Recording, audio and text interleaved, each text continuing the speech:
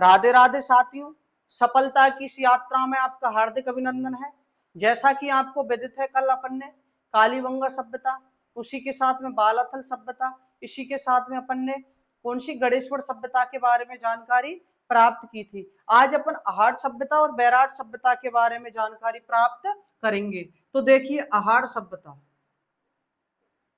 अहाड़ सभ्यता, जो हमारी अहाड़ जो सभ्यता है ये उदयपुर में स्थित है। कहां पर है?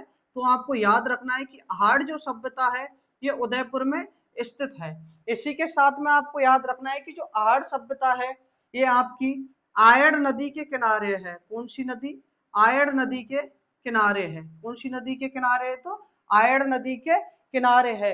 इस सभ्यता की जो खोज की थी, इस सभ्यता की जो खोज की थी वो आपके किसने की थी? तो इस सभ्यता की जो खोज की थी वो अक्षय कीर्ति व्यास ने की थी। किसने की थी?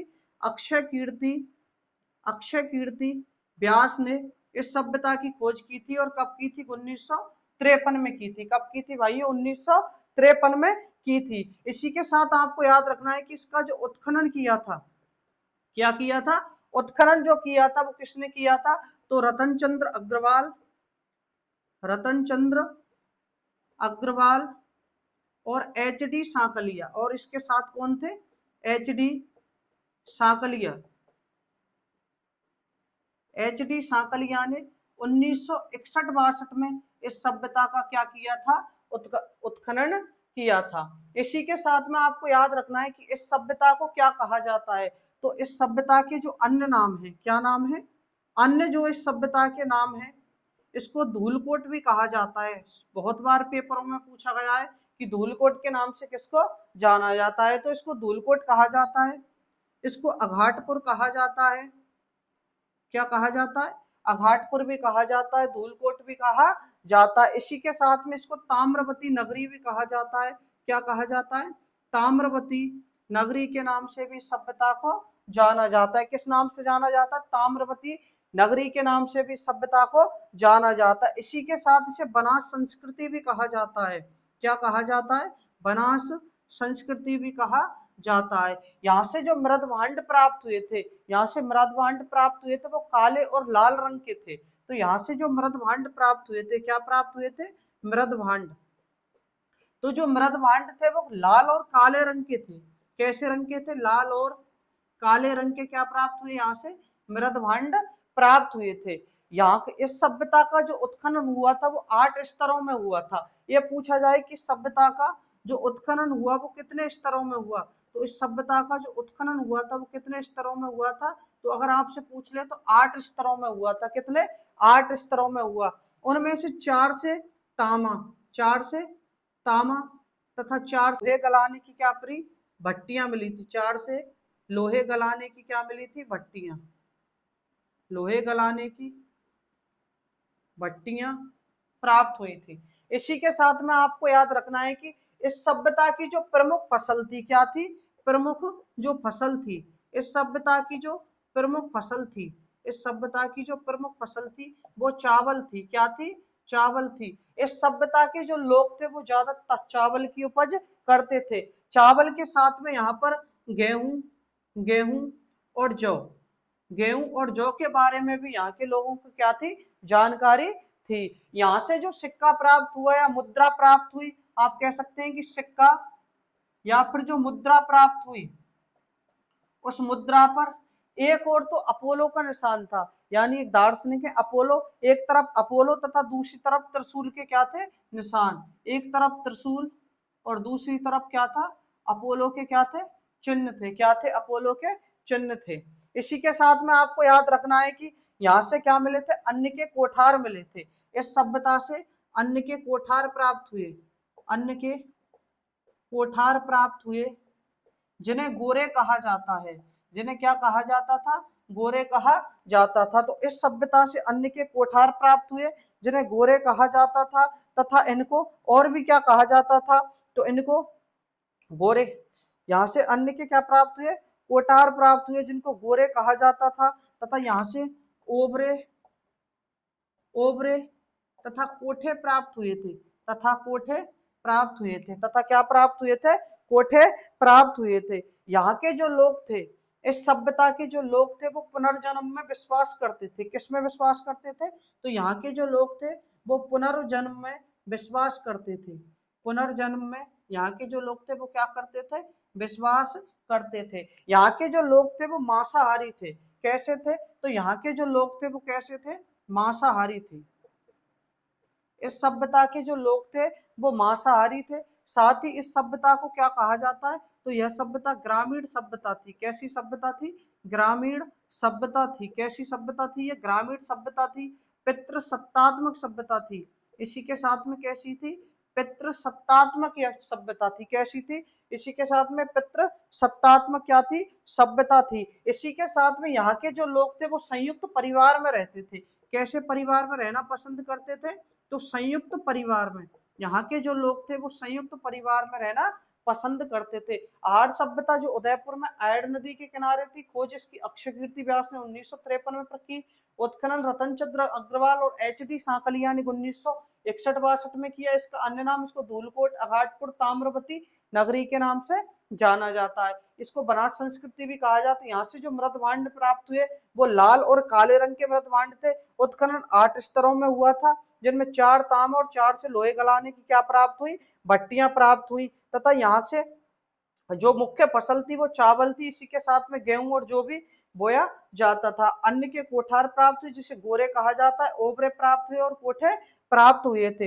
यहाँ के जो लोग थे वो पुनर्जन्म में विश्वास करते थे। सिक्का था वो त्रिशूल का निशान, अपोलो का चिन्ह था। यहाँ के जो लोग थे वो मांसाहारी थे। ग्रामीण सभ्यता का थी ये। पितृसत्तात्मक परिवार थे और संयुक्त परिवार में रहना पसंद करते थे। इसी के साथ में यहाँ ईरान यूनान से क्या थे? संबंध। यहाँ के जो लोग थे उनका ईरान व यूनान से संबंध था। किससे संबंध था? तो ईरान और यूनान के लोगों से यहाँ का संबंध था। ईरान और लोगों से यहाँ के ईरान और संबंध था। यहाँ के जो मकान थे, जो मकान की नींव तो ईंटों की थी। इसी के साथ में जो छतें होती थी वो लकड़ियों की होती थी। तो छत किसकी थी? लकड़ियों की थी। जो छत किसकी थी यहाँ की? तो छतों के बारे में कहा जाता है कि ये छतें किसकी थी? तो ये छतें यहाँ पर लकड़ी की थी। इसी के साथ में आपको याद रखना है कि यहाँ से और क्या प्राप्त हुआ? हुई थी पाई। यहाँ से चक्की की पाट और क्या प्राप्त हुआ था? यहाँ से चक्की के पाट प्राप्त हुए थे। आपको यह भी याद रखना है कि चक्की के पाट प्राप्त हुए। इसी के साथ में यहाँ से सिलबट्टे भी प्राप्त हुए थे। सिलबट्टे भी प्राप्त हुए। तो देखिए ये आपकी कौन सी सभ्यता है? आहार सभ्यता है। कहां पर है? उदयपुर में आयड़ नदी के किनारे स्थित है। खोज अक्षयकीर्ति व्यास ने 1953 में की थी। उत्खनन रतन चंद्र अग्रवाल और एच.डी. सांकलिया ने 1961-62 में किया था।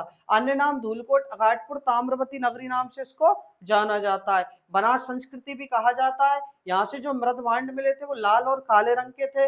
उत्खनन था वो 8 स्तरों में हुआ। 4 से तांबा, 4 से लोहे की गलाने की भट्टियां प्राप्त हुई थी। यहाँ से मृण मूर्ति मिली थी। जो बैल थे वो किससे के बने थे? मिट्टी के बने थे। लोहे गलाने की भट्टियां प्राप्त हुई हैं। प्रमुख जो फसल थी यहाँ पर चावल थी। इसके साथ में गेहूं और जो बोया जाता था। अन्न के कोठार मिले, जिन्हें गोरे कहा जाता है। ओबरे प्राप्त हुए, कोठे प्राप्त हुए। पुनर्जन्म में यहाँ के लोग क्या करते थे? विश्वास करते थे। यहाँ के लोग मांसाहारी थे। ग्रामीण सभ्यता थी। पितृसत्तात्मक क्या थे? परिवार थे। संयुक्त परिवार में लोग रहना पसंद करते थे। ईरान और यूनान से यहाँ के लोगों का क्या था? संबंध था। और जो मकान थे उनकी नींव ईंटों की बनी हुई थी, जबकि छतें थी वो लकड़ी की। अब आगे देखिए गिलुंड सभ्यता।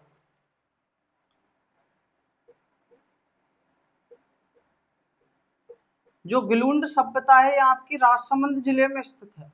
कहां पर है? तो जो गिलुंड सभ्यता है ये राजसमंद जिले में स्थित है। राजसमंद जिले में स्थित है। तथा जो ये सभ्यता है ये बनास नदी के किनारे है। कौन सी नदी? तो ये बनास नदी के किनारे है। बनास नदी के किनारे है। इसी कारण इसको बनास संस्कृति के नाम से भी जाना जाता है। इसी कारण इसको बनास संस्कृति के नाम से भी जाना जाता है। बनास संस्कृति के नाम से जाना जाता है। इस सभ्यता की जो खोज की गई थी, इस सभ्यता की जो खोज हुई थी वो बीबी लाल ने की थी। किसने की थी? बीबी लाल। बीबी लाल ने 1957-58 में इस सभ्यता की क्या की थी, खोज की थी। तो 1957-58 में बीबी लाल ने इस सभ्यता की खोज की थी। आपको याद रखना है कि यहाँ से मिट्टी के बर्तन प्राप्त हुए और वो 5 प्रकार के थे। तो आपको याद रखना यहाँ से 5 प्रकार के मिट्टी के बर्तन प्राप्त हुए। 5 प्रकार के मिट्टी के बर्तन क्या हुए थे, प्राप्त हुए थे। तो देखिए वो 5 प्रकार कौन से हैं। तो पहले जो थे वो सादे रंग के थे। कैसे थे, सादे। दूसरे भूरे रंग के। तीसरे लाल काले। चौथे पॉलिशदार क्या प्राप्त हुए, बर्तन प्राप्त हुए थे। सादे, भूरे, लाल काले और पॉलिशदार क्या प्राप्त हुए, बर्तन प्राप्त हुए। इसी के साथ में यहाँ से मिट्टी के खिलौने भी प्राप्त हुए थे। क्या प्राप्त हुए, मिट्टी के खिलौने। इस सभ्यता से मिट्टी के खिलौने प्राप्त हुए। आपको याद रखना है कि इसी सभ्यता से पत्थर की गोलियां प्राप्त हुई। पत्थर की गोलियां प्राप्त हुई। क्या प्राप्त हुई थी, पत्थर की गोलियां प्राप्त हुई थी। और बार बार जो परीक्षाओं में पूछा जाता है कि जो हाथी दांत की जो चूड़ियां थी वो कहां से प्राप्त हुई थी, तो यहीं से। जो बार मोस्ट है बहुत ज्यादा कि हाथी दांत की चूड़ियां, हाथी दांत की चूड़ियां। तो जो हाथी दांत की जो चूड़ियां थी वो कहां से प्राप्त हुई, तो वो आपकी कहां से प्राप्त हुई, गिलुंड सभ्यता से प्राप्त हुई। तथा यहाँ पर जो मकानों में प्रयोग किया गया वो पकी ईंटों का प्रयोग किया गया। तो पकी ईंटों का मकानों में क्या किया गया, प्रयोग। पकी ईंटों का मकानों में प्रयोग किया जाता था। मकानों में प्रयोग किया जाता था।